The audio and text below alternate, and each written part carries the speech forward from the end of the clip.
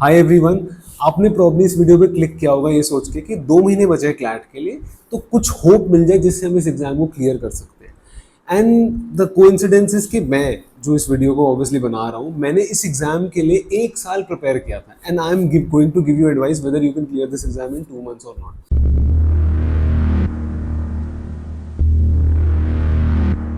अब मैं इसलिए बना रहा हूँ इस वीडियो क्योंकि पिछले 2 साल में something has happened in this paper का जो पैटर्न था कि for students it has become possible कि वो 2 महीने में इस पेपर को क्लियर कर सकते हैं।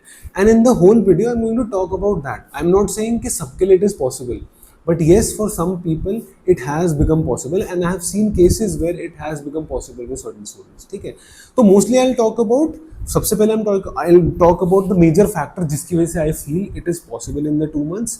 Then I'm going to give you that strategy and that strategy includes 3 major points। सबसे पहला subject wise what you should be doing, second मॉक्स को कैसे अप्रोच करना चाहिए, और थर्ड है बहुत इंपॉर्टेंट एस्पेक्ट जो लोग इग्नोर करते हैं, that is your mental aspect.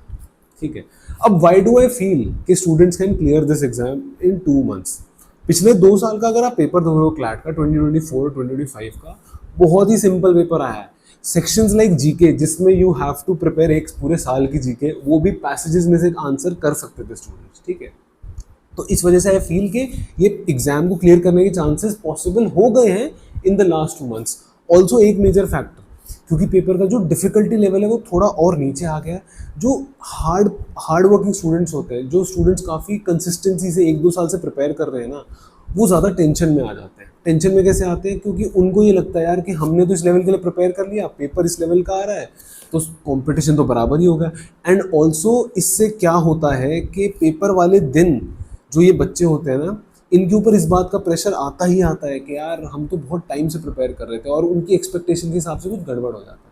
So now I feel कि उस दिन अगर आप कम एक्सपेक्टेशन के साथ जा रहे हो पेपर में, you genuinely have a better chance, because आपके सर पे प्रेशर नहीं है, आपकी एक्सपेक्टेशन ऑलरेडी कम है कि यार हम तो कम टाइम से प्रिपेयर कर रहे थे, शायद हमारा बहुत कमाल का रैंक नहीं आएगा। And that could be a major factor in you helping in you getting a very good rank in this exam. ठीक है, तो ध्यान रखना, ये जो हार्ड वर्किंग स्टूडेंट्स हैं जो काफ़ी टाइम से प्रिपेयर कर रहे हैं, ये बहुत गलतियां कर सकते हैं on the day of the paper.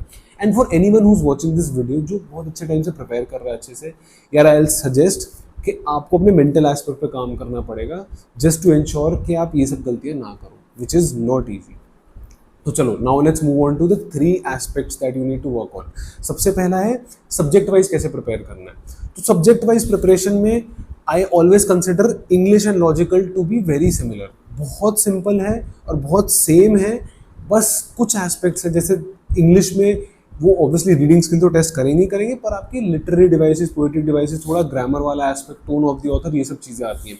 Logical reasoning on the other hand has concepts like assumption, inference, conclusion, premise, arguments, ये सब। अब पहले भी अपनी वीडियोस में I have suggested 2 major books जिससे आप हेल्प ले सकते हो, जिसको कवर करके you can cover up this section बहुत अच्छे से। That is GMAT Wiley's GMAT GRE. ठीक है, दोनों की बुक, लॉजिकल रीजनिंग की एंड रीडिंग कॉम्प्रिहेंशन की। एंड अब इस टाइम में अगर हमें अपने स्कोर को और अपने चांसेस को और इंक्रीज करना है ना, I would highly suggest past year सारे पेपर्स को स्टडी करो और इंग्लिश एंड लॉजिकल सेक्शन को वहाँ से सॉल्व करके देखो। आई एम ऑफ द ओपिनियन 22, 23, 24 के जो पेपर थे उसमें इवन आपने कॉन्सेप्ट्स अगर नहीं पढ़े हैं ना, आप कई सारे इन एग्जाम्स के लॉजिकल के क्वेश्चंस को सॉल्व कर सकते हो directly without even knowing the concepts. तो अगर आप पेपर सॉल्व करके देखोगे ना, आपको पता चलेगा कि अच्छा 50-60% चीज़ तो हम वैसे ही कर सकते हैं, हमें तो बाकी 30-40% चीज़ को कवर करने की ज़रूरत है। It all comes down to reading skills. और अगर रीडिंग स्किल्स आपकी वीक है, इन 2 महीने में आई विल से कि 1 महीने में काफ़ी डिसेंट करी जा सकती है। You spend 3 to 4 hours just on reading, और रोज एक मॉक सॉल्व करने की कोशिश करो, उससे ऑटोमेटिकली आपकी रीडिंग स्किल बहुत अच्छे लेवल पे चली जाएगी। ऑल्सो हमने काफ़ी सारा फ्री मटेरियल प्रोवाइड कर रखा है स्टूडेंट्स को, जिसमें इंग्लिश लॉजिकल के पैसेजेस, लीगल की प्रैक्टिस एक्सरसाइजेस, जीके की कंपेंडियम्स विच आर देयर, आप जो हम फ्री में देते हैं, that all of that is available. आप इस QR कोड को स्कैन कर लो या फिर लिंक दे रखा है डिस्क्रिप्शन में, वहाँ से आपको सारा फ्री मटेरियल मिल जाएगा। Next I am going to talk about is the GK section, जो कि सबसे कॉम्प्लिकेटेड सेक्शन हो सकता है क्योंकि इतने पूरे साल की जीके आपको कवर करनी है। पर लास्ट 2 साल में तो कई सारे क्वेश्चंस को आप पैसेजेस में से आंसर कर सकते थे। सो जीके में मेरा लॉजिक ये होता है, जो मैंने पहले कई सारी वीडियोस में रिपीट किया है, दैट इज कि पूरे साल में there are probably 300-400 important topics. अब वो सारे टॉपिक्स तो एग्जाम में नहीं आ सकते, तो क्या आप उनको फिल्टर कर सकते हो? क्या आप उनको इंपॉर्टेंस के हिसाब से फिल्टर कर सकते हो? और इंपॉर्टेंस कैसे देते हैं किसी टॉपिक को? जो भी टॉपिक ज़्यादा से ज़्यादा जनता को अफेक्ट कर रहा हो, that topic becomes important for us, that topic holds more importance from a perspective of an examination.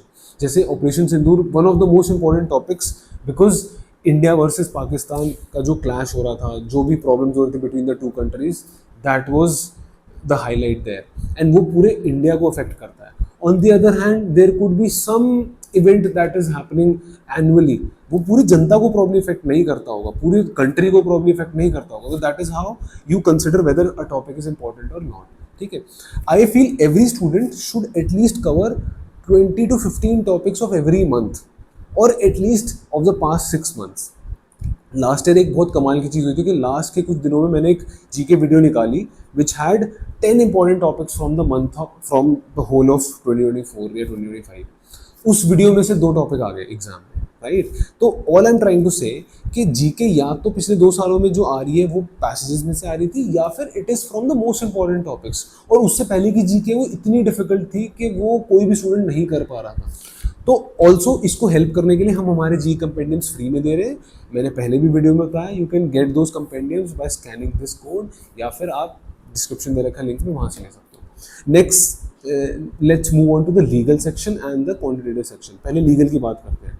Legal में I am of the opinion, legal theory को बहुत ज़्यादा टाइम लगाने की कोई ज़रूरत नहीं है अभी, क्योंकि लीगल में किसी भी लॉ से पैसेज आ सकता है, और अगर किसी भी लॉ से पैसेज आ सकता है तो थ्योरी याद करना is not a sensible thing, right? So what we can do here is we can just have a basic idea of 5-6 important laws, जैसे torts, contracts, constitution and criminal law, क्योंकि इनमें से question आता है। पहले आपको कुछ नहीं करना, इसकी बेसिक्स आप वीडियोस यूट्यूब पे देख लो, बहुत बेसिक तरीके से इनको एक्सप्लेन कर रखा है, ठीक है? And then what you do is आप पास्ट ईयर पेपर्स को सॉल्व करके देखो इसके। एक बार आपने पास्ट ईयर पेपर सॉल्व कर दिया, आई एम 100% श्योर 60-70% क्वेश्चंस को आप वैसे ही सॉल्व कर सकते हो। यू नो, नॉर्मली हमारे अंदर ही टेंडेंसी होती है कि यार हम हर एक चीज़ को पूरा कवर करके करें जो स्कूल में रहती है, but try to not have that tendency. तो यहाँ पे आप बेसिक टॉपिक्स को पढ़ लो, यूट्यूब से पढ़ लो, फिर उनके ऊपर 1-2 आर्टिकल पढ़ो, and then try to solve questions. और जितने ज़्यादा क्वेश्चन सॉल्व करोगे, जितना ज़्यादा आर्टिकल्स पढ़ते रहोगे, डेली एक लीगल आर्टिकल पढ़ो on a new law, I am 100% sure by the end of your preparation time for CLAT आपने 50-60 अलग अलग लॉज के बारे में पढ़ लिया होगा, या फिर सेम लॉज को 20-30 अलग अलग लॉज के ऊपर रोज एटलीस्ट 2-3 आर्टिकल पढ़ लो, that is more than enough, ठीक है? नेक्स्ट लास्ट आता है हमारा क्वांटिटेटिव वाला सेक्शन। क्वांटिटेटिव वाले सेक्शन में आई हैव डिक्लेयर्ड पहले ऑल्सो कि 4 topics, profit and loss, percentages, averages, ratio, proportion are the most important ones. एक इसकी बुक आती है 30 Days Maths Wonder। अगर आपको बिल्कुल ही इसमें कॉन्फिडेंस नहीं आ रहा ना, just try solving this book and solve past year papers of CLAT, उनके अंदर की मैथ्स सॉल्व करना, उससे आपको ये पता चलेगा किस लेवल की मैथ्स आती है। एंड डीआई के बहुत सारे प्रैक्टिस सेट्स आपको ऑनलाइन मिल जाएंगे, just try to solve them from there. Maths requires consistency and maths requires confidence on a daily basis. वो कंसिस्टेंसी के साथ अगर आप पढ़ोगे तो कॉन्फिडेंस भी ऑटोमेटिकली आएगा, और वो कॉन्फिडेंस इस चीज़ से भी आएगा कि पास्ट ईयर पेपर कितने ईजी रहे हैं। अपने जो मॉक्स होते हैं आपके, उस पर पूरी तरह रिलाई मत करो, because some of them can be very very difficult, ठीक है? Overall this is the strategy for all the subjects. Now let's move on to the mocks वाला पार्ट, कि मॉक्स कितने देने चाहिए। सेकेंड पॉइंट, आपको आइडियली मिनिमम हफ्ते में 3 मॉक देने ही देने चाहिए। आई वुड से 2 मॉक तो कम से कम क्लैट के 2 या 3 भी दे सकते हो, और 1 मॉक एलेट का भी दो, क्योंकि एलेट के लिए भी पढ़ना इज इम्पॉर्टेंट। और मॉक्स को जब आप दे रहे हो ना, you can have one day when you just giving a mock and analysing that mock and studying for GK section, क्योंकि अगर आप मॉक दे रहे हो आपके सारे सेक्शन तो कवर ही हो रहे हैं, राइट? तो I will say 2 hours of giving that mock, 2 hours of analysing that mock, and 3 to 4 hours of studying that GK. तो अगले दिन जो आप प्रिपेयर कर रहे हो, अगले दिन जो पढ़ाई करोगे, वो पढ़ाई होनी चाहिए शुड बी बेस्ड ऑन जो आपकी मॉक में कमी रही है। तो आप 5 से 6 घंटे कम से कम निकालो just to study on things which can help you in the next mock. और अपनी स्ट्रैटेजी बनाओ। और उससे अगले दिन, जैसे मंडे को आपने मॉक दिया, एनालाइज किया, जीके पढ़ी, वेडनेसडे को पूरी पढ़ाई करी उसके एनालिसिस पे, उसकी प्रिपरेशन स्ट्रैटेजी पे, एंड वेडनेसडे को दोबारा मॉक दो। This should be your strategy. और अगर आपको लग रहा है मॉक नहीं दूं मैं, पहले प्रिपेयर कर लूँ, अब ये टाइम नहीं है जिसमें आप पहले प्रिपेयर करोगे कुछ दिन फिर मॉक दोगे। मॉक देना is the most important skill. और मॉक देने से ही आपको पता चल जाएगा, अच्छा यार 50-60% तो मैं, या 30-40% तो मैं कर ही सकता हूँ, बाकी चीज़ों पर मेरे को फोकस करने की जरूरत है। अगर ऑलरेडी आप किसी चीज़ पे अच्छे हो, उस पर और टाइम वेस्ट कर रहे हो, does not make any sense. ठीक है, तो ये हो गया मॉक का। लास्ट एस्पेक्ट, मेंटल एस्पेक्ट, जो मैंने बिल्कुल स्टार्टिंग में बताया वीडियो का। आई फील आप अगर अपने मेंटल एस्पेक्ट पे वर्क करो, खुद को समझाओ कि पेपर पिछले 2 साल में तो बहुत ज़्यादा डिफिकल्ट नहीं आया, और उससे पहले भी अगर डिफिकल्ट आया था तो it has not been that difficult जो हम मॉक्स देते हैं आजकल, राइट।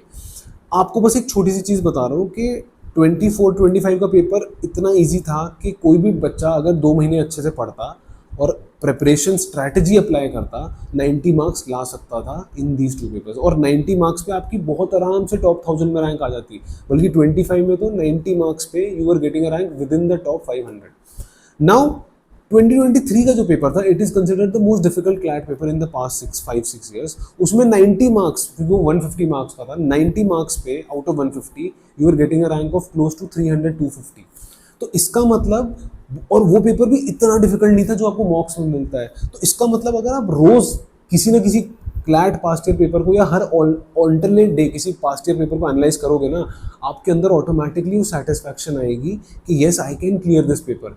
एंड उससे वो जो मेंटल एस्पेक्ट है वो ऑलरेडी स्ट्रांग हो जाएगा, क्योंकि कई सारे hard working students, they only focus on the मॉक्स, they forget about analysing the past year papers thoroughly. This is what I feel is an overall strategy. And I feel कि अगर इन सब चीज़ों को आप करते हो, your chances will increase. I am not saying कि 100% आप क्लियर करोगे, 100% तो 2-3 साल प्रिपेयर करने वाले स्टूडेंट्स भी नहीं क्लियर कर पाते इस एग्जाम को, मतलब उनके भी चांसेस नहीं है to 100% clear this paper. But what I feel is you can improve your chances by a lot if you follow all of these strategies. ठीक है, तो बताना अगर कोई और डाउट है। Till the in the meanwhile, thank you so much, और let me no.